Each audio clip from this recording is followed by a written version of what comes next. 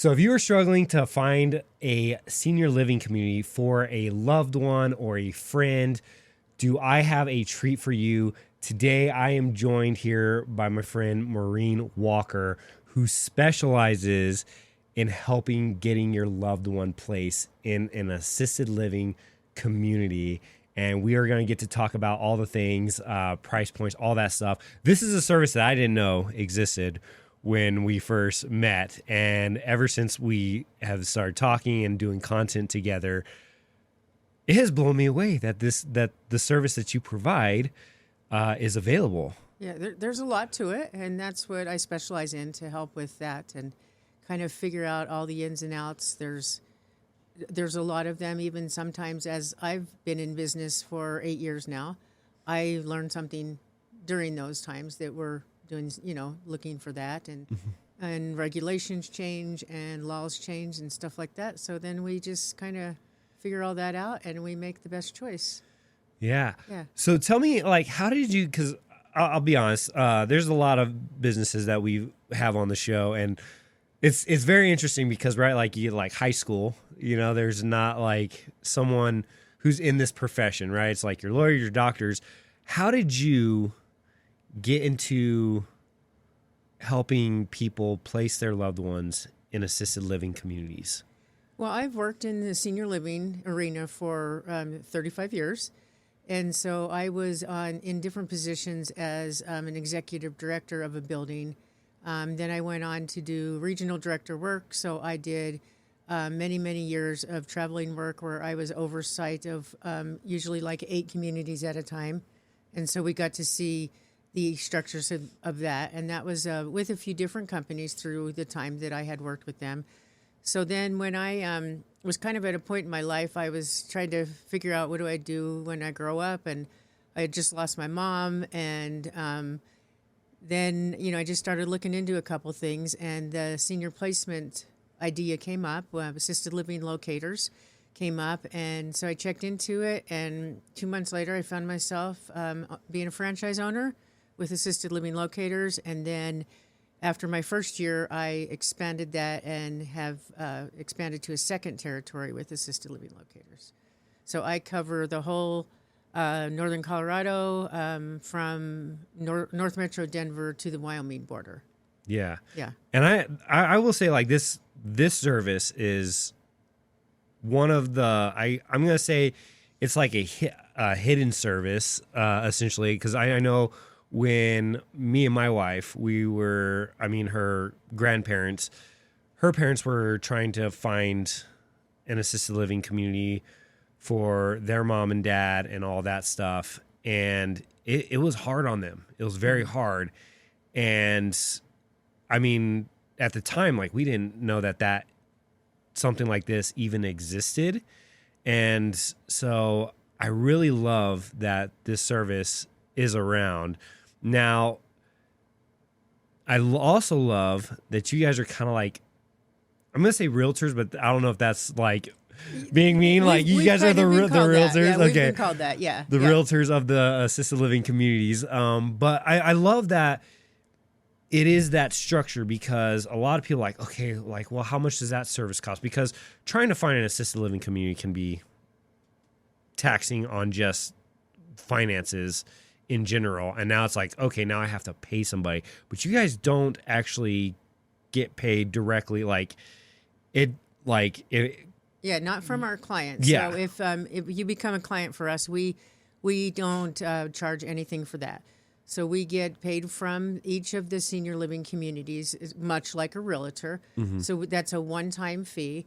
We have agreements with them that they'll do a one-time fee for that move-in. And then we also have disclosures that we put out there first to let our clients know that there's no cost to them and the community's paying us. And there's a different variety of commissions, basically, based on which type of community that you go to. They just pay different levels. It might be a different level. So a different percentage, if you're a realtor, it would be a different percentage. So for us not to charge, we open it up. We initially do an assessment, meet the family, talk about finances, talk about area in which you want to live, talk about their past likes and dislikes, and then kind of get a feel for where a good fit might be. And then we set up appointments like you would if you were going to look for a new house. Set up appointments to figure out, what might work what best for, people, what they like the best. We have very, very big communities that have a couple hundred seniors living in them.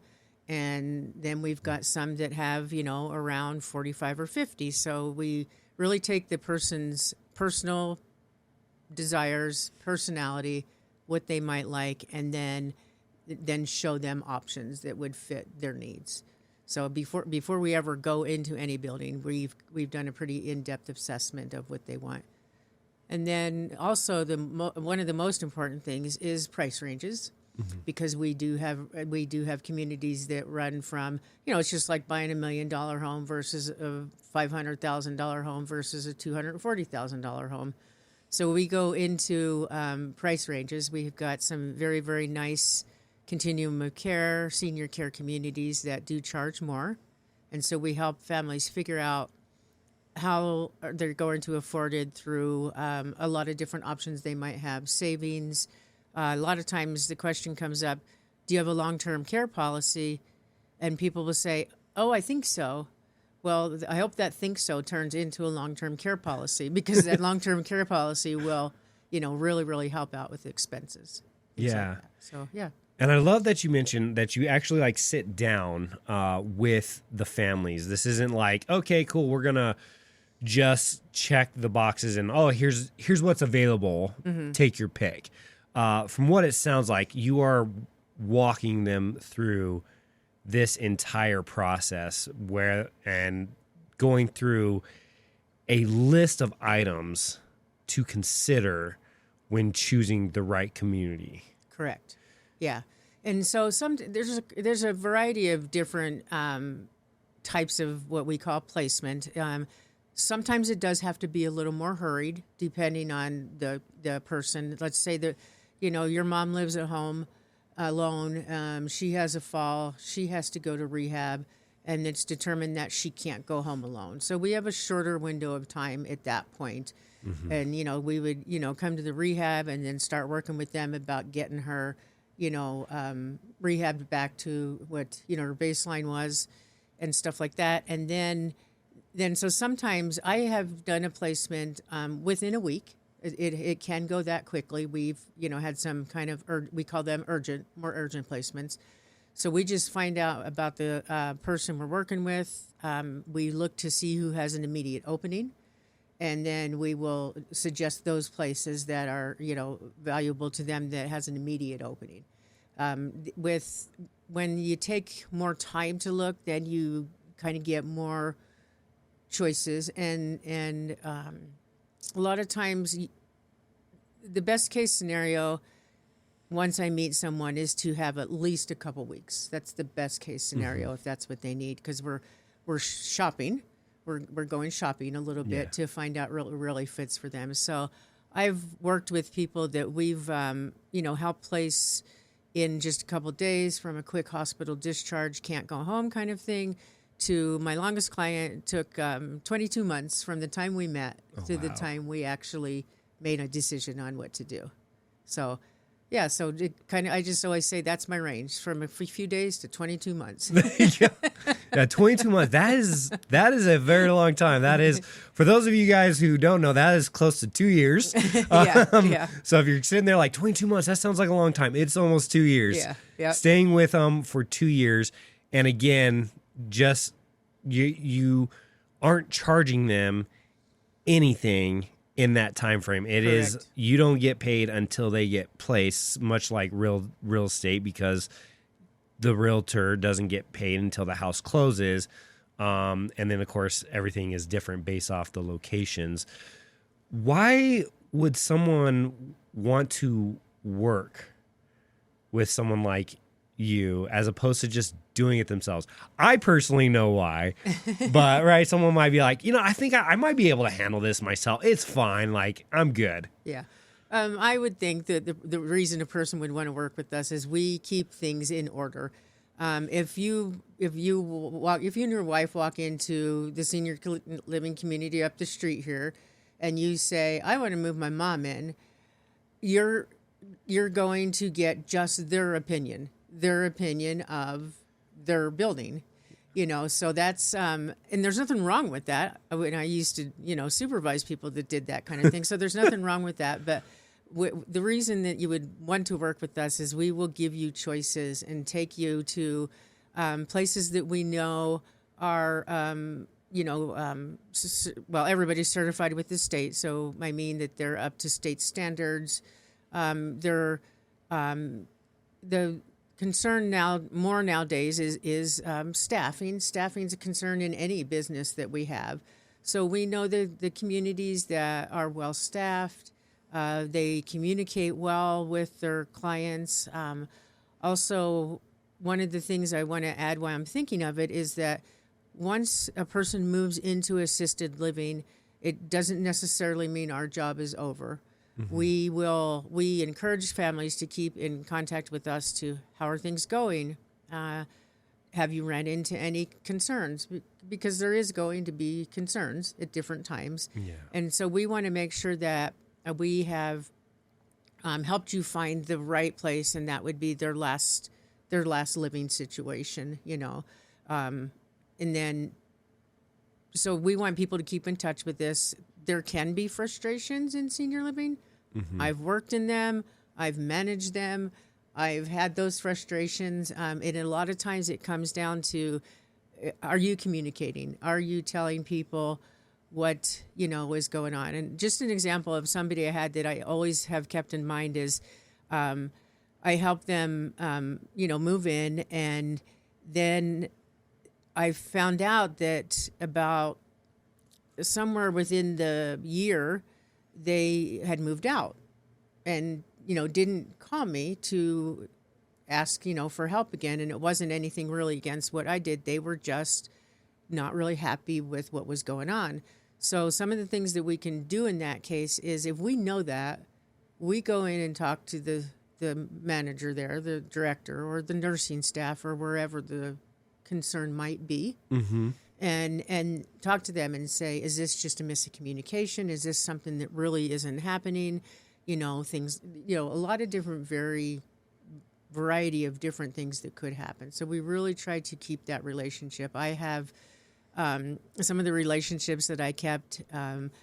I've done other services with them. One of the families, she made these little purses from just some scrap material. So I turn around and buy from her so I can do them for giveaways and things like that. So I love the relationship part, getting to know people. And I can see people years later, and they'll remember me probably a little more than I would remember them, because I have had, many, many, many clients in a year. I can have many clients in a year, and they'll say, "Oh, you helped me 5 years ago. You helped me with your dad," and I was with my dad, and I was like, "Oh yeah, I remember." So as soon as they say that, I can put the face, to the name and everything. But we work with a lot of different clients throughout the years. We, as far as placement, it really depends on what people need for the year. I've had up to 72 placements in 1 year, and wow. And that's a lot. But it was done well. It wasn't just me. My company had 72 placements. It wasn't just me. There's no way I could do 72 that's placements a lot. in a year. That's more than one a week. Yeah. So we can we can do that, and just a lot of variety that people should know when they're looking for assisted living. Okay. Yeah, they definitely should know. I'm going in prepared. Yeah. Yeah. And that's the one thing that I really like about this, is because, again, from my experience, much like, honestly, I feel like real estate shopping is a little bit easier than, again, like we were just kind of getting the tail end, because it was my wife's parents that were having to go through this, and her aunt that were trying to navigate this. And it sounded stressful, and so we were trying to help them. But it's like, I mean, you take what it is like to buy a home and like amplify it by 10, because there's so much more because this is where your mom, your dad, your grandparents, whoever it is that's going to get placed, this is going to be their home. Yes. And it's you want to make sure that it's right for them, because you have your own taste and you can quickly say, oh, no, that's not for me.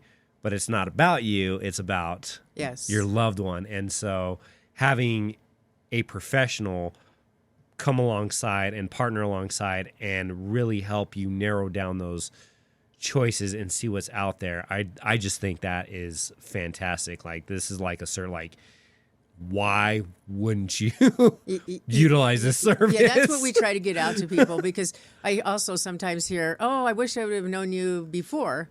Yeah. I put my mom in assisted living, when I meet people and stuff like that. So, it can be a bit complicating. And the other thing is that we will really help people look financially. It is not low cost to live in assisted living. Mm-hmm. There's a lot of different things that you can do.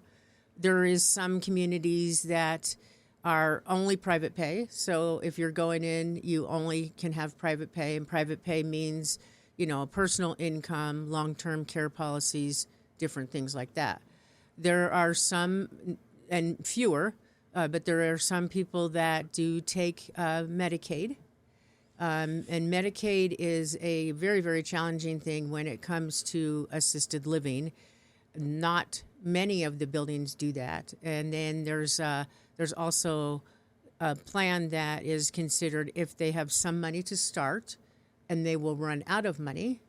There will be some of the places that will take them starting with the private pay, but then if they run out of money, they will let them switch to Medicaid, or we also have a program around Northern Colorado called Innovage. Okay. And those are both state-funded programs that would help that person stay in place. Not all communities do that. There is actually a very, very small handful. It's definitely a deficit of communities that, don't do it. For that spend down piece. But we do have a couple, around the area, and all the, I think I mentioned that I might have had, I have lots and lots of choices in both of my territories. And I have, if someone says, how many choices do you have in North Metro Denver and Northern Colorado for senior living, I would tell you probably close to 300. Holy smokes. Because there's, I know. Because there's large communities, there's mid-sized, there is personal board and care homes. Those are homes that we work with that house like 10 people. Yeah. Those generally are smaller environments. That might be something that fits a person better based on their personality, based on don't want to be around a lot of people. Then you can be in a home that you're living with only 6, 7, 8 people. Most of those are usually around the highest 12, maybe 12. So they can go from just like 6 to through 12 people that live in a home. Okay. People have went into that business too, and those are all same regulations. Everybody has to follow by the state regulations as running an assisted living. Yeah. Yeah. Yeah. So there is a lot of choices out there. We don't make people go on 200 and 300 choices. We usually narrow it down to about 5 or 6, depending. All the more reason to partner with you, because I did not know that there's over 300 just in Denver. I mean, Denver's huge. The Denver metro area is huge, but holy crap! Like, I could not fathom going through 20. Yeah. Trying to narrow down from 20, and you got 300, but yeah, you've got the inner workings of like, okay, what are you trying to do? Great. So now you take your 300 that you know of, and you're like, yeah, you're already giving them like, hey, we're going to look at these ones right here. We don't even have to worry about these guys over here yet. Yeah. So one of my favorite story is when we talk with families, we usually, we try to get them to narrow it down and suggest, generally, to not visit more than 5 places, because it gets confusing. We could go and visit 10. Oh yeah. So I had 2 sisters, a sister and a sister-in-law, that had kind of an emergency. They were so fun to work with, and they said, we want to see these 7 places. And I said, okay. And then the next thing was, we need to do it today. And I was like, oh, 7 in one day? We're going to be exhausted. Yeah. So I communicated with each of the 7 places that they wanted to go to. And I said, listen, you are one of 7. So, let's get straight to the point. Let's figure out what we're doing. Let's do this and everything. So we made it. We made it through 7 tours in one day. Started at 8:30 and finished about 6 o'clock. And, okay, that's actually not bad. I was like, I was expecting like we finished at like 8:30 at night, 9 o'clock. No, so we finished around there, and it worked for them. And they went home and brainstormed and figured out what they wanted. And the next day they called because they were kind of in an urgent situation. Yeah. The next day they called and they said, "Okay, we're ready. We've picked such and such community. Let's get started." So then, I guide my families how to get started. At that point, it's a little bit of a handoff to the community because they have certain paperwork, certain, things that they want their person moving in to know things like that, safety things, how people enter after 8 o'clock at night. And they give, some, you can get into the communities at any time. Sometimes families give you a fob. Sometimes they'll give you, code, different things like that. So you can go in at all times. Yeah. So so that was a fun day. Yeah. Yeah. And then we all went out to lunch the next day to, kind of chit chat and everything. So it was Chit fun. chat, celebrate, maybe a little decompression happening. Like, okay, what do we just do? What do we just do? Well, and the reason you do, it gets confusing on, I can't remember. Oh, does this place have, this feature, and does this place have this feature? And it can get kind of confusing. Yeah. But they were all very, very comparable. And it was actually all in Greeley at the time, and so we didn't have to go to Fort Collins and then Loveland and Greeley. So, we find people generally stay within their community. If you live in Greeley, you generally stay in Greeley, depending on where family members are and different things like that too. So. We have around 176 franchises now. So I have helped people, we together with another franchise have helped people state to state. So if someone is trying to get, their mom might live in Arizona and they want to get them moved to Colorado. So we can pair up and get them, make sure they're safe there in Arizona, wherever they're living now, pair up with the franchise owner there, and then find out more about them because they're on site seeing the parent, and seeing what they need. So we have I've worked with several different out of state of franchises and placements to get that done too. Yeah. So not only are you a resource for the Colorado area, Colorado region, but you are a resource pretty much nationally. So if someone wants to get placed somewhere completely different, maybe they've been living in Colorado and it's like, hey, we're going to move them closer back to Arizona, Texas, wherever that is. You have connections that, hey, here is a person I know, like, and trust that you'll get the same service that you would get from me, but it's going to be because they can, like an out-of-state person can go and visit and technically have an assessment done. So we know what's going on with mom, at that time. And then because state to state, they have different criteria for each, thing. So we can kind of know they can help get that assessment done for us there. Then we know we have this on paper. We're bringing this to Colorado from Arizona. Many of the state regs are the same, but there's some different ones. There's stricter ones, in different states. Yeah, absolutely. Yeah, and Colorado has a lot of different options as far as each community can decide what level of care they want to take within the state regulations. Okay. So here's your page of state regulations. This community says this is how we're interpreting this state regulations. And if you have a person that may need what we'll call a higher level of care, that community can choose to take that person, but they have to prove to the state of Colorado they have the staff to care for that person. So Okay. you'll find some communities when the things that kind of vary with that is some communities do not even do they'll do a not a lift because they don't really do lifts. There are a few that do actually lifts, but they'll do a standby assist is what they call it. So they're just guiding the person to stand up. So some people stop at that state regulation. Yeah. Maybe the next place down the street we'll do a 2-person help with a gait belt, but we're going to have 2 people helping mom or dad get up. So as long as they're following the state regulations and that they are staffing for the state regulations that they're following. So that's another thing that shopping can be a nightmare. Shopping for assisted living can be a nightmare unless, we know what we're looking for when if a person calls me and says, my mom's going to need, 2-person assist with the gait belt. It's going to narrow itself down.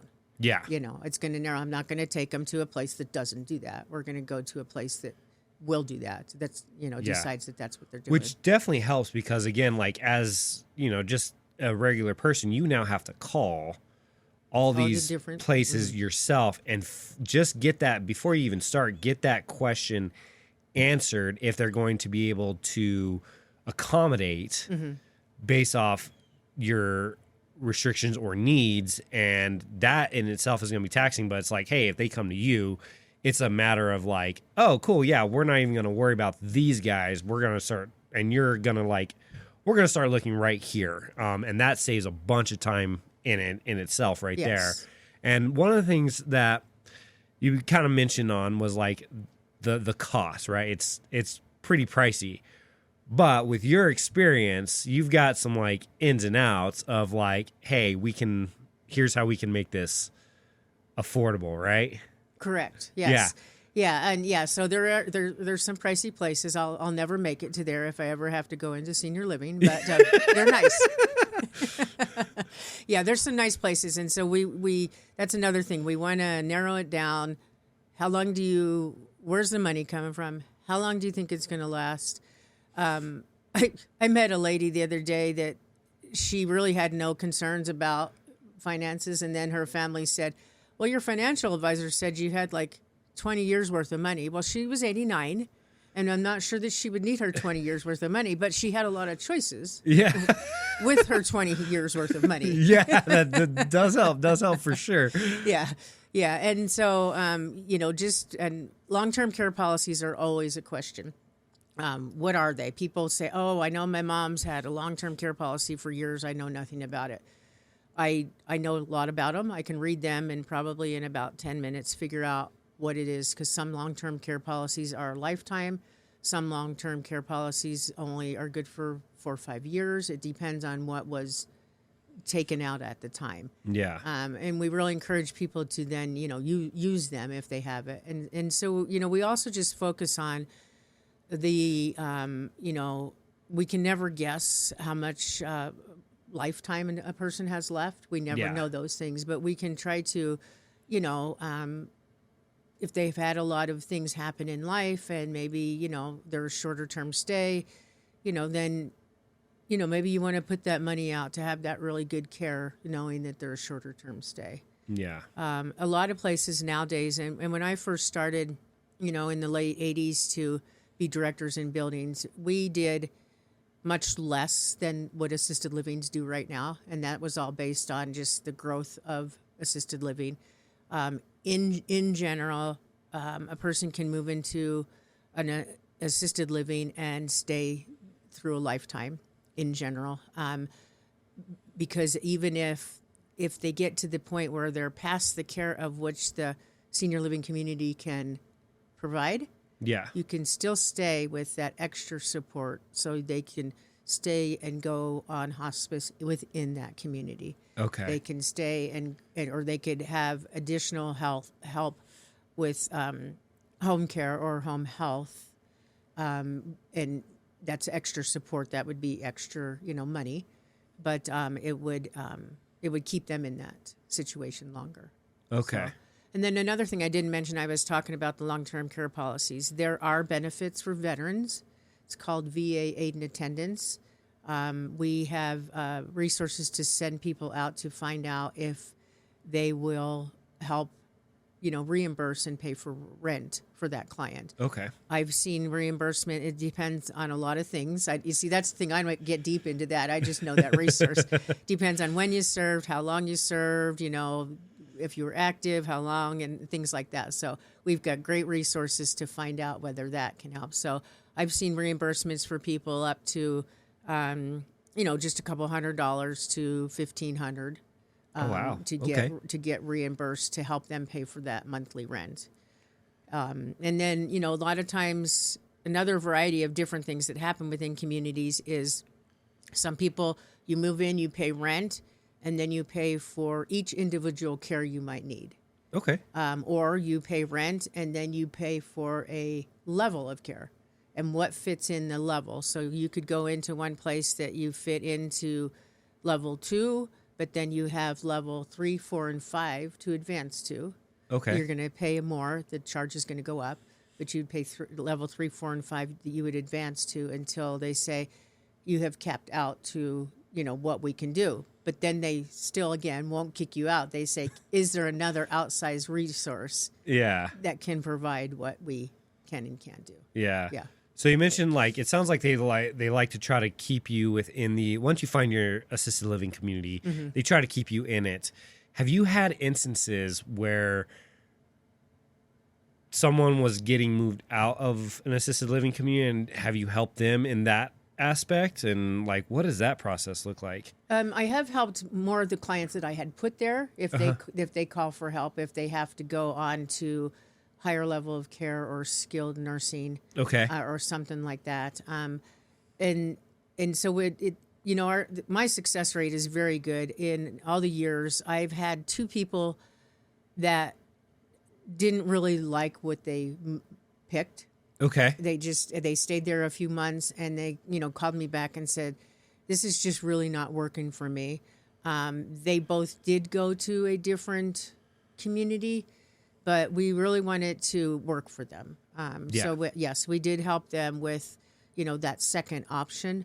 Because then, they're still in the back of their mind. They're at one place and they'll go, oh, I kind of remember that other place. And maybe I should have picked that. Yeah. But very, very seldom does that happen. We want people to, once they make that choice, that's where they're going to be, their choice is. Yeah. We want to, and that's why the communication comes in afterwards. If something is going wrong, or you feel it's going wrong, and you can't get a hold of the nurse in the building, or you don't feel like your questions are being answered, you call me, because I'll go in there and I will talk to them. Yeah. Yeah. That's great that you provide that service even afterwards. So she is better than a real estate agent, because the real estate agent, once you sign the documents, they're kind of done with you, and they'll check back in within 5 years to see if you need another house. Yeah. But you actually stay with them. Hey, here's my number. Get in contact. I will get things moving. So not only are you providing the level of care up to getting them placed, but you're making sure that they are comfortable and they are enjoying where they have been. Yeah, and sometimes it is a matter of communication. I mean, these people that run these assisted livings, directors in buildings, I've been there. You can get distracted. You can get very busy. You are dealing with staff. You are dealing with, your corporation. You're dealing with state regs. You're doing a lot of different things. And so that's why I really encourage people to always speak up. Because when I worked in a building, it was a situation that happened. I had a lady come to me that said, this happened, my dad didn't like this, whatever the situation was. And I said, can you tell me when it happened? And she said, I don't know, 7 months ago. Oh, man. And I said, okay. It's going to be hard to... I wish you would have came to me 7 months ago, because when we got down to it, the situation or the person, the particular person that she was, kind of had a concern with, didn't even work there anymore. Oh, yeah. So it's we want to help we want to help our families once they've made that choice, is to solve the problems, because there's going to be concerns. Nothing is ever perfect, and that's what we tell our clients too. Clients say, I just wanted to stay in my home for the rest of my life. I do too, and I don't know where I will be, but it's not, it's not a terrible situation. It's, you will adjust, there's companionship, especially I see, spouses that lose their spouse, and they've been with their spouse for, 50 years. Yeah. And then their spouse passes away, and then what happens is they stay at home because they don't want to make a move. They have the ability to make a move, but they stay at home, and then loneliness kicks in, or fall risk kicks in because you don't have someone there to help you, or things like that. So it is, it is not a negative situation. It's really about finding the place you think will work, and then continue to communicate. Become involved when your family's in a community. Pop in at 10 o'clock at night just to see what's going on. Yeah. There was, as a director, sometimes we had to, work, different shifts and stuff like that if there was a thing. So I would love it when my families would come in later in the day, because you have more chance to talk to them. Yeah. You don't have the every day going at like 9 to 5, like, okay, we got to get meals, we got to get all this stuff. It's kind of like, okay, it's kind of calmed down for the night, and you're a little bit more free to just start that. Yeah, one of my very first fun experiences is when I worked in assisted living. We had an emergency. Our cook was out, and so I was like, okay, what's on the menu? And they said spaghetti, and I was like, I can do spaghetti. So I go back there to try to, start to have dinner. This was a smaller community. I go back to start to have dinner, and then I have a tour that walks in. They want to see the place, so I'm the person who's touring at that point and showing them around and everything. And so I, said to him, sorry, it was a quick tour. I'm, standing in for the cook. Something happened. I'm cooking the meal. And so that was the end of that. And I thought to myself, those people will never, ever pick this place. Because it was chaotic. It was super chaotic. And now I thought, they'll never pick the place. And 2 days later, they came back in. And they said, we want to move here. And I said, oh, okay. I didn't think I'd ever see you guys again. And they said, it was because you were cooking. Interesting. And I was like, okay, thank you. And so, there is definitely, there is a director job. There is an assistant director job. There is a nurse job. There's a care coordinator job. There's a maintenance job. There's a cook job.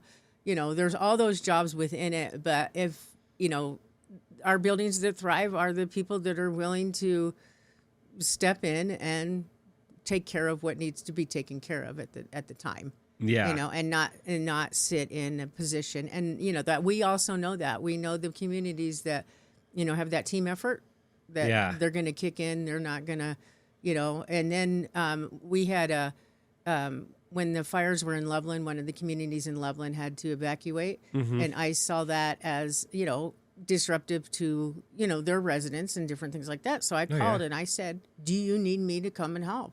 Because I had residents there that had moved into that place. And because I knew about it, and I was just like, I just want to go help. Let's get them on the bus and get them, so they had to move them to a different sister community, and everything worked out. So, yeah. And that's, I feel like that's huge, and especially, that's kind of like the whole point of like this podcast. We say it a lot on the podcast is this is about building people up. This is about being there for others and just shedding light, especially in, this kind of, I feel like this kind of field of work, like, kind of have like a bad name, you know what I mean? Like, oh my gosh, like assisted living communities, they are like the worst. I will never put, because like, you hear all those horror stories, but it's great to be able to shed some light on that and let you guys know that there are good people in there that are willing to step in and fight for your family member and represent them in a way that they're going to be treated like a human. And so I just, I commend you for doing we that. won't lead anybody astray. Especially people that do my job now that have worked in buildings really, really know what goes on in the buildings. We know that from the ground up, and after 35 years, I really know. Oh yeah, you've got the inner workings in and out. And it's changed. It's changed a lot, and we keep up with the state regs. We know what's going on, what the changes are, what each building's able to do, and stuff like that. So, yeah. Yeah. Well, awesome. Well, so I want to kind of wrap this up here. We've had a lot of information, so if you guys want to know more information, right, we just kind of scratched the surface in the 40 minutes that we've been talking, but Maureen is a great resource, a plethora of knowledge within this field. How can they get in contact with you? Well, I can give my phone number. Okay. So it's 970-310-4307. That is my direct cell. Okay. Also, assisted living locators, you can look that up. I've got a website that will bring that up. So I'm Assisted Living Locators of Northern Colorado, and that will bring up my website and different things like that. And actually, you can fill out a form on that website. Okay. And all that, and that will get to me. So, awesome. And then if for maybe like the younger generation, if they're like, okay, I don't want to look at the website, are you on any socials, Facebook, Instagram, anything like that? I am on Facebook, Instagram, LinkedIn. LinkedIn. All right, there we go. Yes, all right, cool. I was like, some of those. Yeah. Not all of them. I was like, what's this one? Yeah, you're good. Because I'm a little bit on that, not that younger generation anymore. Yeah, not Snapchat probably. No, I never figured out the Snapchat thing. Snapchat or the Twitter. Yeah, I'm at the age where my grandkids are like, Grandma, you don't know how to do this? No. So no, yeah, we're not doing that. So awesome. So with Facebook, LinkedIn, Instagram, they just look for Assisted Living Locators of Northern Colorado. They look for Maureen. What would be the best way to kind of like search you on that? Yeah, as far as Facebook, I am under Assisted Living Locators and or Maureen Walker. I have both a personal page and all that too. So yeah, awesome. But cool. just give me a call, and I'm easy. I'm pretty easy to find. I'm in the Senior Blue Book. I'm in different advertisements. We do different presentations throughout the year, group presentations with other entities that help us and things like that. Awesome. Yeah. Cool. Well, thank you so much, Maureen, for being on. I appreciate it. I mean, I could sit here and talk for hours, but I appreciate you taking the time and being on this show and just shedding some light on what you do and the service that you provide. And yeah. Thank you. Yes, yeah. It's great. Thank you for having me. Absolutely. Yeah, great. Thank you.